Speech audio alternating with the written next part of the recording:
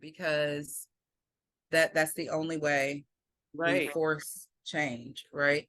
Right. Because corporation is complicit with cannabis and where it is right now. They feel like the industry is looming and all of this. So ain't shit wrong with the industry. It's correcting because too many idiots have been allowed in, right? You got these giant corporations that ain't never in their life cared about cannabis. Somebody told them the numbers and they said, well, let's get on it. And that there, you know, I was so worried about that ruining cannabis. But as everything does in life, you know, the universe will correct everything, right? And especially sacred things. Right. And it's And a sacred plant. cannabis is a sacred plant. It's medicine, it's a healing herb, and And it should be treated as such. And so it the should be reason why treated as such. happening the way it is because you're treating it as a commodity, capitalism Yes. you are, and at the end of the day, it is a medicinal plant that people can use to imbibe to elevate if they choose as an adult. But it's a medicinal plant like any other herb. It gets treated in my household, it gets consumed just like dandelion root, just like rosemary, just like like you mentioned earlier, mullein or lavender. It depends on what the intention is. So that's how should have been brought to the communities at large. They should have rolled out education first. Okay? Yes. Education first. And then you seek what the community needs, and then you create legislation based on the needs of the community, the needs of the Yep. people. You know, and I so think we should have created like you said, education and for the most part, you know, our people get it, but then you have a group of like my mother. I don't know if I'll ever be able to convince my mother that being in the cannabis industry is safe, is smart, is a boss move, any of that, because all my mother knows is that shit took my baby away for that's right. 8 years that That's I'll never get back, that's you right. know? That's And right. so I don't know if I'll ever be able to convince my mother that this is a good move because she's so traumatized Yes. by cannabis. Um, Really but by the I think drugs and by system. watching me advocate, um, I think she says, damn, okay, I Mhm. see what she's saying. I see what's happening. And I think she breathes a little easier, but I don't know if I'll ever make my mother 100% safe with me being in cannabis. And Lord, if I get a dispensary or something, Right. I don't know if the woman asleep. Anything to cause no, listen, that was like you know, to me it's giving me like the being on a plantation and them coming and separating your family. Re-traumatizing us. Right. It's Absolutely. like That's how they keep us in line. for a plant. And so did your brother get his you know, offense expunged when they rolled out the 144 or 140,000, look, 144,000 girl bye, or 40,000? That particular charge was he did get that off of his record. And that's been like the one positive thing of all of this. But everything else, there's not a dollar amount. You know, some people will say, why do you fight so hard to be in business in Connecticut? It's too hard. Why don't you just go here? You know, you could start a business here. You know, you could start a business there. I could start a business anywhere. Mhm. But Connecticut took from me. Mhm. Connecticut took my baby brother away from me, my mother, his children for 8 years Mhm. for cannabis. Mhm. So Connecticut has to pay me back.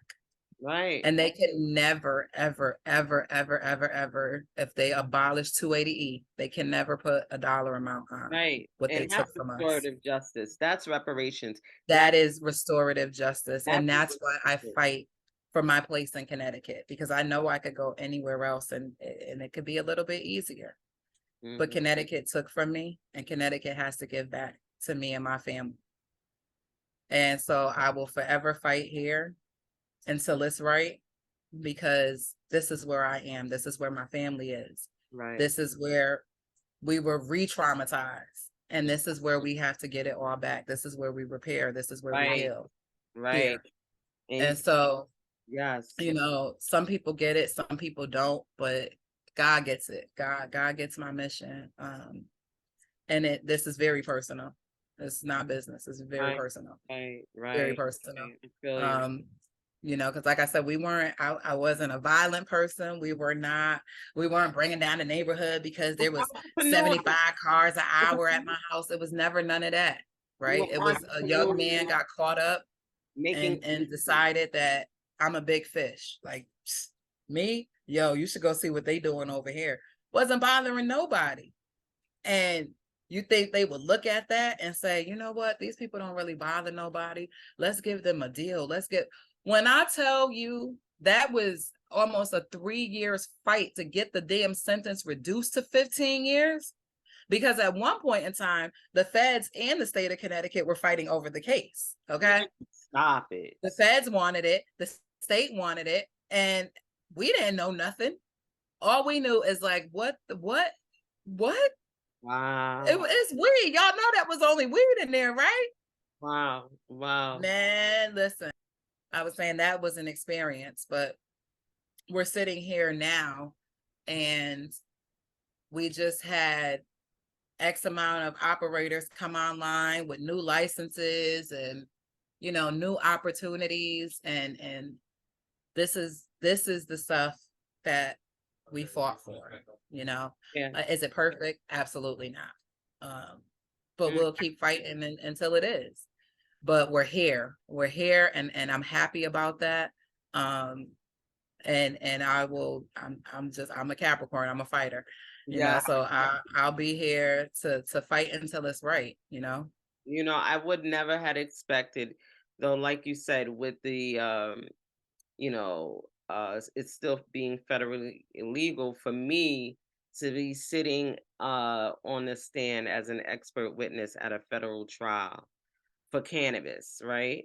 As a cannabis expert witness. So, you know, like you said, there's been definitely and to be able to walk out of there and say, yeah, I've smoked over 100 different strains and blah blah blah, and nobody, you know, follow me You're out. not tackled on your way out. It wasn't a setup, you know. The boys ain't Kudos waiting to the for you at the advocates. bottom of the steps.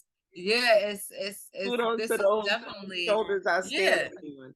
I, you know, absolutely. and your brother for doing that time and taking that, like, you know, And real. you know what was crazy? Because I had prepared for that day, right? I prepared for the possibility of that day coming in, and we had it planned. We had a script. And the whole thing was shut up. Don't say nothing, right? And they told him, we're going to take your sister and we're going to take her kids right there in the living room. They didn't even take my brother to the police station. You know, he wasn't read his rights or anything, but they threatened him with taking his sister and his nieces and nephews. And he was like, no, it's all me. It's mine. And that hurt because he felt like he couldn't even fight for himself. You know, if he had to choose my sister, making my sister fight for herself and her kids, oh no, you can have me. That And ain't you know, that was a lot. yeah, that sound like some plantation overseer. I'm about to sell your sister. I'm about to enslave her, because you know that's what prison is. Once Right. you know, we all know, you know, we saw 13, we know the 13th Amendment, you know, except for punishment of a crime. Yeah. Slavery is abolished except for punishment of a crime. So she gonna be enslaved. So which one? Because we taking Yeah. somebody. And We're so taking somebody. this is what our community has dealt with. Okay, harsher penalties. Okay, but like you said, no priors, them non-violent, nothing, no deal could be made. Y'all were looking to enslave. Okay, Yep. and that's what it was. And your brother, you know, much respect to him for making that decision, you know, and Yeah.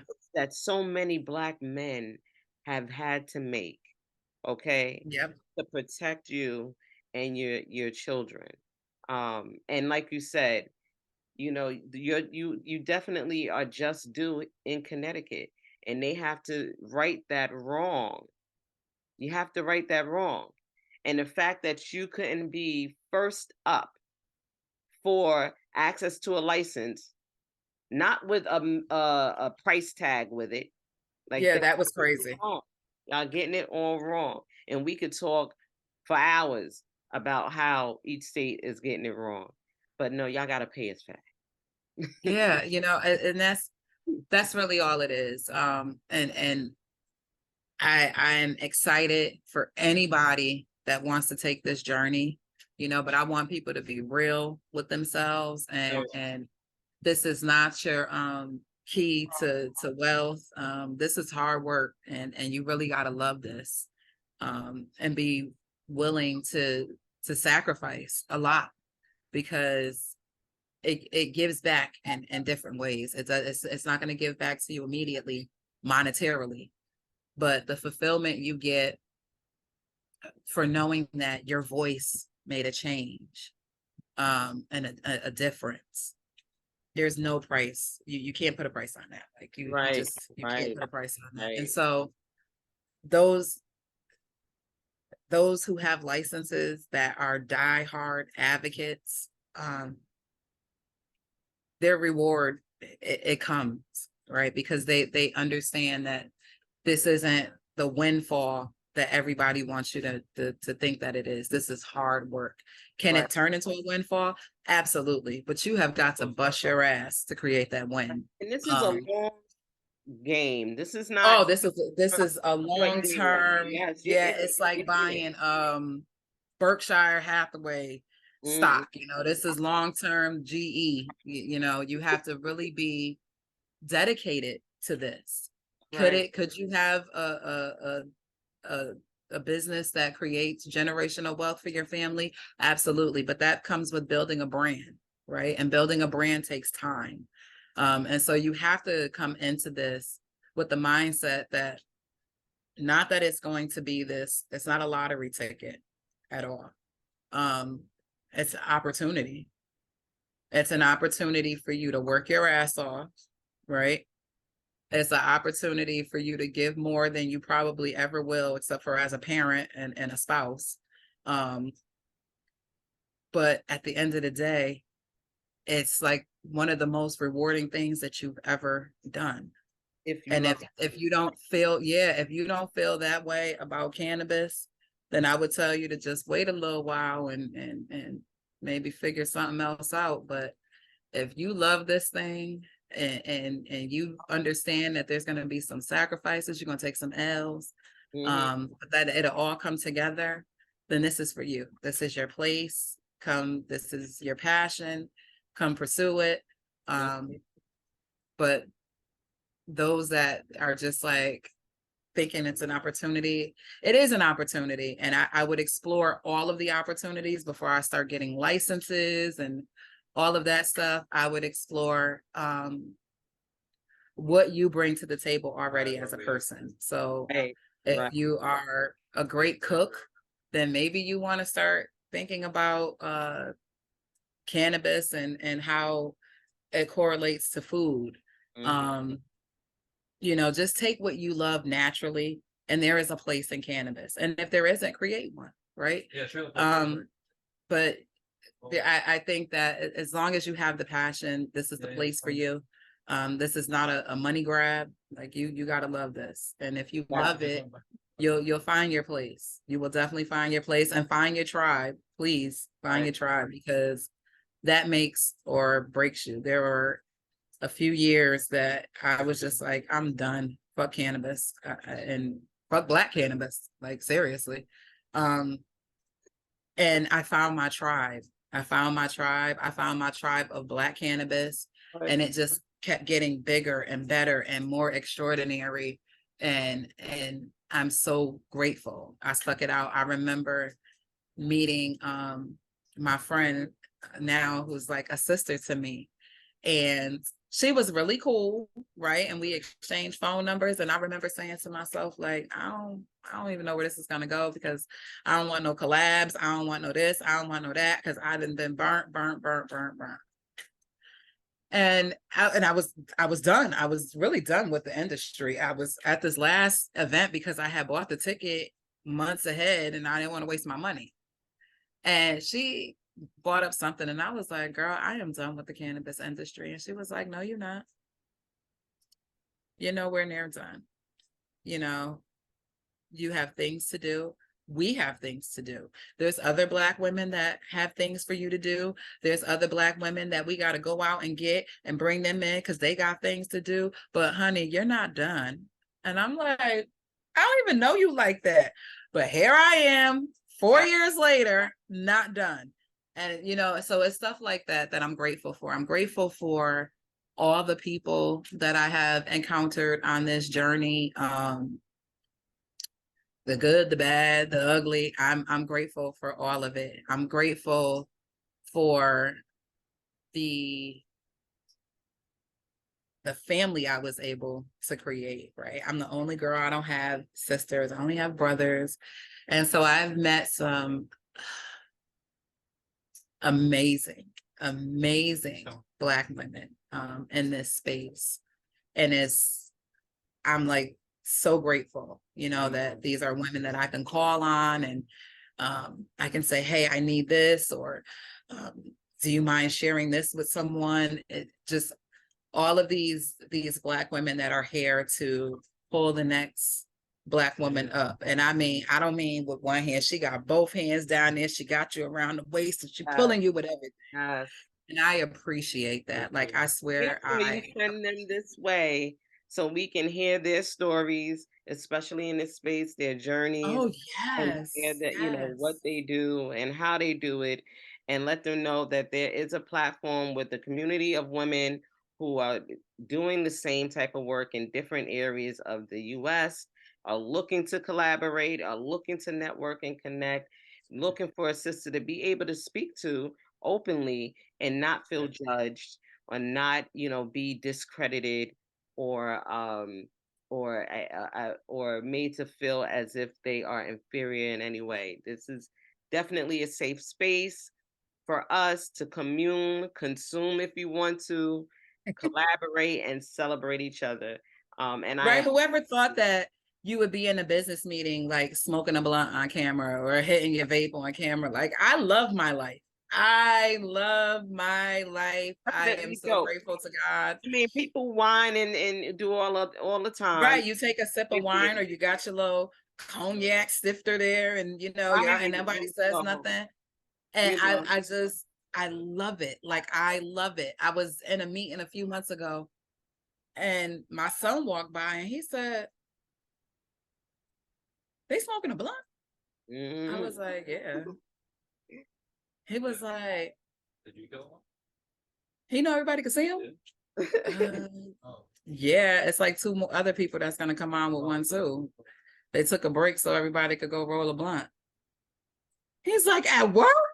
right, right. And so now This you is, you know, yeah. I was like, listen, we work hard to get to this point, you know. right, We couldn't always do this, but right. No. worked hard to get here and we're grateful to be here. And yeah, you know, yeah, I'm in a cannabis business meeting and who other to understand that I need my medicine. I need a medicine break. Thank you. Thank you. Nobody would judge you if you had to stop and take a Tylenol because your head was hurting. So, you know, that's just more of trying to destigmatize cannabis and normalize that people use cannabis.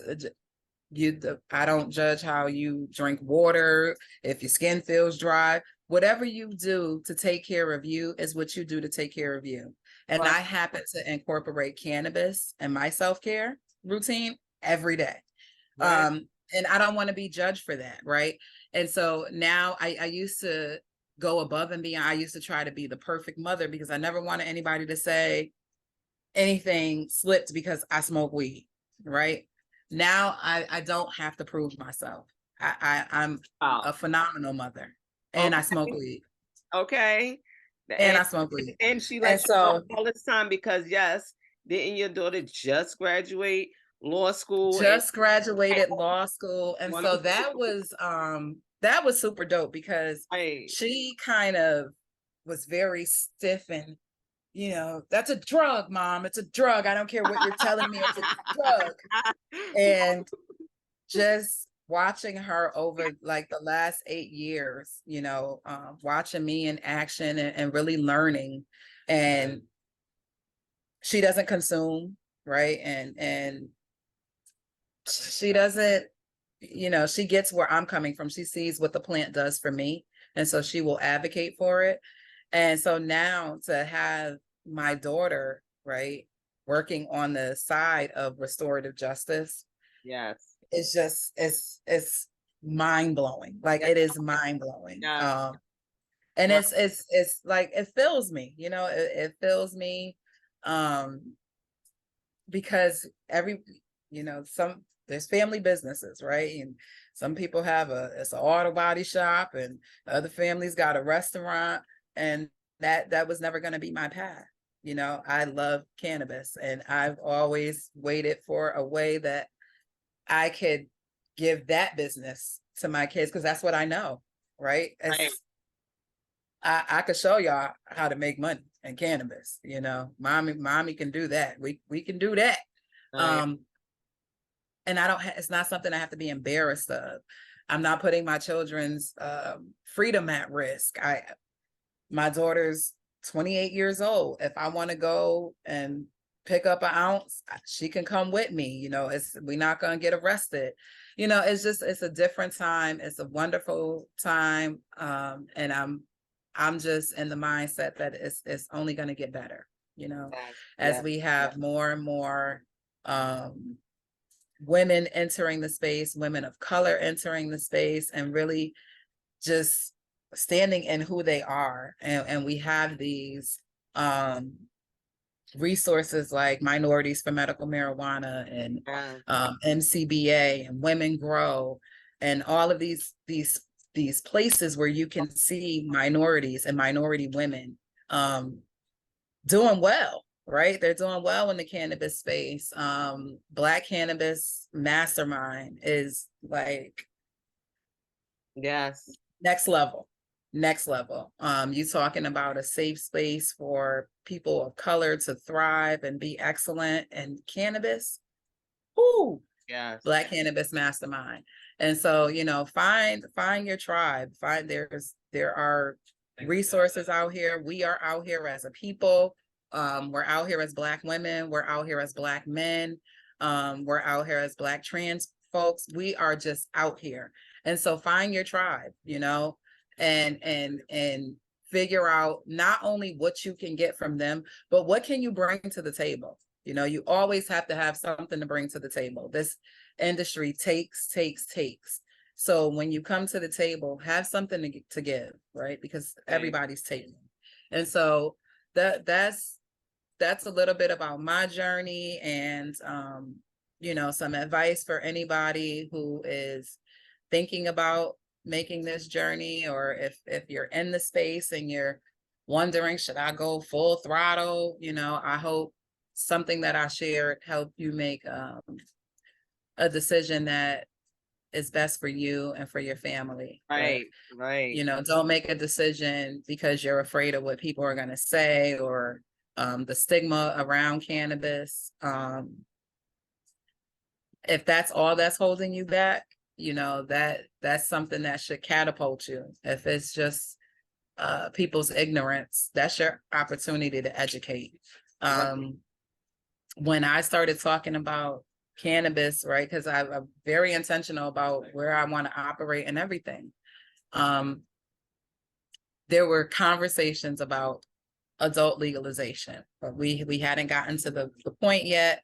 And I started going to my local government to have these conversations. And they were looking at me like, she crazy as hell. She in here talking about selling weed, opening up. What is she talking about? And it's like, yeah, I popped up in there about 5 years ago to have this conversation, and everybody thought I was crazy. And now here we are. Mm-hmm. And, what are we doing? Right. What are we doing? What are we doing?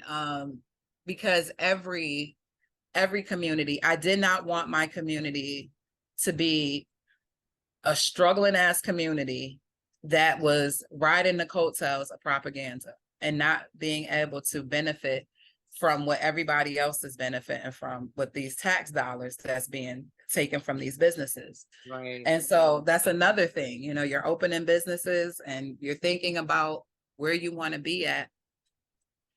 Think about the hood, you know, consider the hood, because if you're operating in the hood, then they're getting that tax revenue and you can give back to your community. Right. Like that prosperity fund that's now in New Haven. I hear that they have, Isn't that dope? and they also have something in Bridgeport. So, you know, Yeah, yeah. right, And there's so if definitely you ways like to in do that it. mindset, you know, just think about the resources that are out there. Don't ever let people's opinions stand in your way.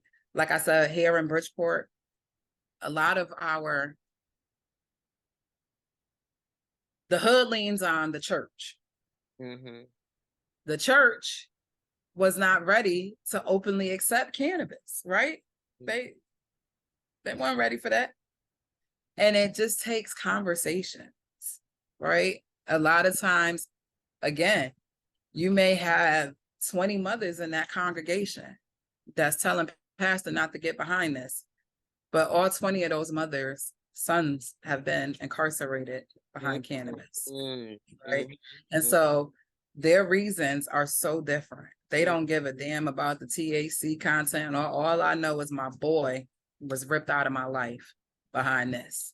Right. And so we have to start from there, right? We have to start acknowledging the hurt and the trauma that came along with our pioneers, right? That people lost their freedom. Some people lost their lives. And we have to acknowledge that when we are talking about operating, especially in urban spaces, right? It's not just, I want to open up a shop and give back. You know, make sure that you are listening to the community, right? Because it may not be that they absolutely don't want you there. They may not understand that they need you there. And that is your opportunity to educate them, right? And try to kill some of that stigma. But you know, all of that is part of the journey. And, you know, so that is also something you want to think of. Is I'm not a person who likes to do public speaking. I'm not a. I don't like it. So, you know, one of the things that Black Cannabis Mastermind challenged me in is why you know what you're talking about, you have something to say, so why don't you want to say it? Right. And it just was just like, I don't know. And then you watch all of these other people who get to call themselves experts, right? And it's like, well, how long you been in cannabis? I've been in here for 4 years. And you a what? You an expert. Right. That's crazy. And Okay. Don't Right. And I don't consume. I've been in the space for 4 years and I'm an expert. Okay. All right. Go off. You know, and so it's just like getting out of my comfort zone, you know. I will attribute that to Black Cannabis Mastermind. I had to. And I'm gonna say, you and my girlfriend Safita, Peyton Shubrick, Precious Osaji, watching some of you panels speak and be unapologetically Black, right? It's like, okay, I could do this, because what I can't do is be trying to trip over myself to be politically correct and all of that. I don't have it in me. So if you put me up here, just be prepared for the truth, for my truth. Right. And so, yeah, like this journey has been amazing. It's been ever changing, and looking up right now, right at this second, if you asked me a year ago, I would not have been doing an interview that is recorded with my picture and my voice. I wouldn't have done it. but I'm here and I'm Yeah, moving, I'm moving I out of my think own way. Um, I when I appreciate. took the job, my mentor, Todd, sent me a video. We do video submissions to apply. And in the video, I said I had to get out of my own way. Like, what is your biggest barrier? Me. I had to get out of my own way. Right. And he sent me that video and I opened it up and for some reason, it's at that part where I'm saying I have to get out of my own way. And when I tell you I had goosebumps, because that is exactly what I did. I just moved over and got the hell out of my own way, and sometimes that's all it takes is getting out of your own way. And so I had became the director of M for MM, right? And then yeah, you also are the program manager for the social equity cannabis business accelerator, which, and I'm so glad that you spoke to, some of the things that you need to do uh to be successful, especially starting out in the space.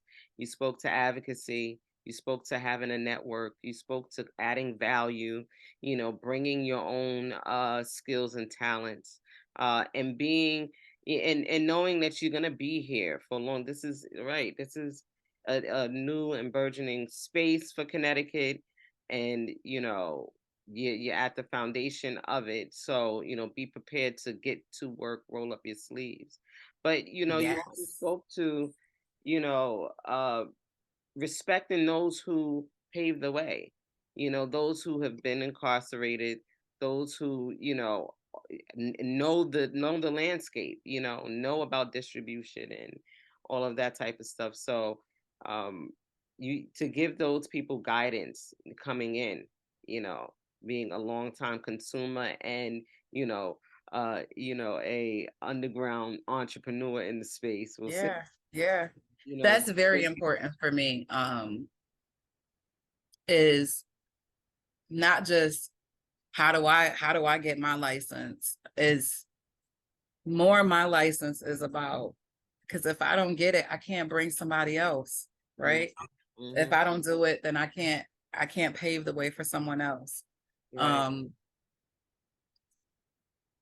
and I really hope that is the future of the equitable conversation, is how do we get the weed man, you know? And that's going to be a lot of policy, because honestly, why would the weed man get a license?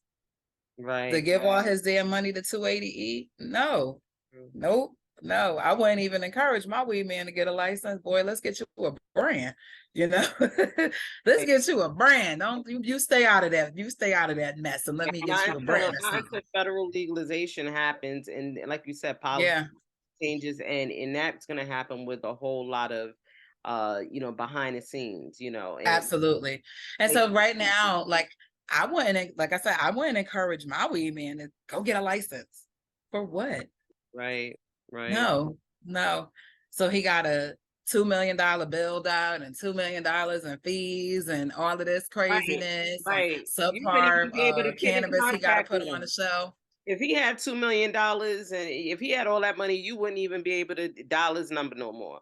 So Right. stop fronting around here like they making all of this money when they not. Yeah. You Yeah. know, They're, it's just like the person that gets up every day and busts their ass for 40 that's hours. right. They ain't no millionaire, but they got to get up and go to work every damn day because bills got to be paid. They want to eat, simple stuff. That's And it. so that's the same thing with the weed man. The weed man ain't out here living his highest life. Hey, I got bills. I got bills. This is my skill. This Right, is my skill. This is right, how I make money. This is how I go to the grocery store and pay these high ass grocery prices. This is how I put this high ass gas in my car.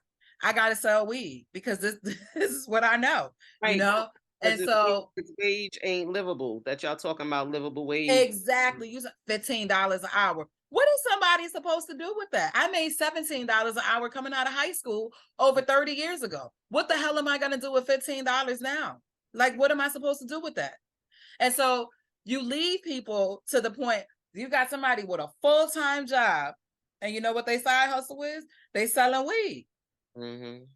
They Yeah. not bothering nobody, you know, they just trying to get a couple of extra dollars because I need a car. And I got a car, and the damn car insurance is $800 a month. The fucking car payment is $500 a month. I'm $1,300 in a car. That ain't even the roof over my head. And so, you know, I don't knock nobody's hustle. That has never been me. Like I said, I grew up with, you know, my mom was a hardworking 9-to-5 woman. My father was not a 9-to-5 dude, you know, but he made stuff happen. Right. And I never judged what my father did to make sure that we ate every day. It wasn't my business. It wasn't my. And so I'm not here to judge nobody. I don't judge the weed man because the weed man don't want a license. I think he's smart. You know, I get nervous, but we have to work on policy that makes it equitable. This is not equitable. Entry into these licensed businesses are not equitable. It's not a come up, and it's not attractive. And if the point is to deter the illicit market, you're not going to deter the illicit market by taking 70% of their fucking income. Not going to happen. Right. And so, you know, that's like our next really in-depth conversation. Is 280E going to go away? And if it's not, are there loopholes? You know, we have to start getting creative and stop acting like we always jammed up and there ain't no answers. There's always an answer. Right. Well, there's a will, right? There's a way. That's absolutely. And so survive in this it way. may have to be, again, collaborating with somebody, and that may ease your tax burden. But like, we got to figure out, you know, how can we make it better? How do you operate better? How do you, you know, all of these things. And I think as these new states are coming online, it's gonna force, you know, some of the states to step up, and that is force the federal government to step up. But I don't know that the federal government is going to step up anytime soon. You know, it may be local advocates leaning on their state and forcing change in their state, you know, and that's never a bad thing to start at home, start with the change at home. And that, you know, that would be, if we had a few policy changes here in Connecticut, and it's not a full overhaul that needs to be done, it's a little tweaking. If we tweaked a few of the policies here in Connecticut, we'd actually have a pretty decent social equity program with just a little tweaking. Well, right. And it's going to take time. Like it's right. It's going to take time. Like you said, it's going to take some speaking up. It's going to take people like you being put in the right places to say, hey, this is not working. This is what will work. And this is what we should do, and some suggestions. So thank goodness that you do, you know, participate in helping them stand up their businesses. And you can give them some guidance about organizations like M4MM and you know, and the Black Cannabis Mastermind and all of those type of things. Get you a network, like she said, and definitely do your homework, do your research about, you know, what it takes in the state before you dive right on in. But again, another sister blazing trails or in these cannabis industry streets, you know, especially here in Connecticut, because we really don't hear much about Connecticut. You see a lot of Mass, you see a lot of New York and New Jersey. But you know, and I see a lot going on in PA, and they're not even adult online, right? Like yeah. now, There's talking Maryland. They're talking about Maryland and Ohio, and I'm like, what? Ohio? Wait a minute now. Right. But no, Connecticut is, and that's by design, right? And so we, the people, have to start to take control of the narrative, right? And even if there is no narrative, take control of that, right? We want to start talking about Connecticut. We want to start talking about our market. It almost looks like, is it an attractive market? Do they make money out there? What's happening? Like, yeah, it's an attractive market. We make money out here. And, you know, that's going to be our new business owners that come online. You know, these are our new wave of advocates. And they have to be the first in line to open up their mouths because the legislation affects your business. That's And right. so if you are complicit and you don't say anything, when I come and say something, it's like, what are you talking about? Well, you know, Betty over there didn't say nothing and she got a business. She got a license. Why she not complaining? Right. And so we all have to, get on one accord and Yes. make sure that we're advocating. We may not want all the same things, but just Right. advocate, Yes. Yes. use your voice, make sure that it's heard and advocate. And a Yes. lot of times you will find that in cannabis, people do want much of the same things, so you don't have to reinvent the wheel. You don't have to go about it yourself. You don't have to be one loud voice in a room. You can be a collective voice in a room, if you start to assemble your tribe. Yes. And so with that said, I'm going to close with yes, advocacy first, because it's needed. It's needed for legislation. It's needed for you to be in business. It's needed for people to be released, okay, for restorative justice and reparations. Okay, let's be clear. This is an opportunity for us to do so much work in our community together. A new Yes. we can build something. So again, I appreciate you. I appreciate your time and sharing your story and being vulnerable and speaking publicly and all the Thank things. you. And please reach out to Tamika McPhail. Do you want to leave your Instagram where they can, reach out to you if they have any more questions about Connecticut or Look, maybe I'm gonna in have the to. accelerator? Look, I'm gonna have to find my Instagram, y'all. I'm old, so Uh-uh. I don't know it by I heart. don't find it, but I will make sure that all your information and contacts are in the description. And we'll be celebrating the success of the accelerator and those, completing the program, the first round person. Yes, And I yes, and I'm so proud of them because they worked so hard. Because these are not easy businesses to stand up. no, And so, one of the folks hardest came industries in, we've gotten into, period. yeah, and they've come to grips with the realities, and they are working hard. And so I'm seeing them from January when they first started, and like, I don't know anything about cannabis, and now they're making business moves and creating pitch decks and stuff like that. And so that is like super exciting. But my Instagram is the Canna Queen Bee. The is spelled out. Like, Um, yeah, all right, that's me. so the Canna Queen Bee IG, follow her. She's doing big things. And if you are a minority in the Connecticut area who consumes cannabis, join M4MM, build that Absolutely. community up. And you can go to the website and join like I did. Okay, so can't wait for some events to be happening here. Yeah. But yes, everybody, if you consume, if you're in the industry, if you work in the industry, you should be a member. Okay, It's hands free to join. right. There is no membership cost. And I need members so we can do things. Yes, yes, I But agree. yes, come join me. Come be part of the I'm gonna tribe. drop And that link in the description as well. okay, yes, All yes. right. But thank you, Takesha, for letting me share my story. Thank you for doing everything that you do within the cannabis space for women of color. You are appreciated and you are needed. So thank you for everything that you do.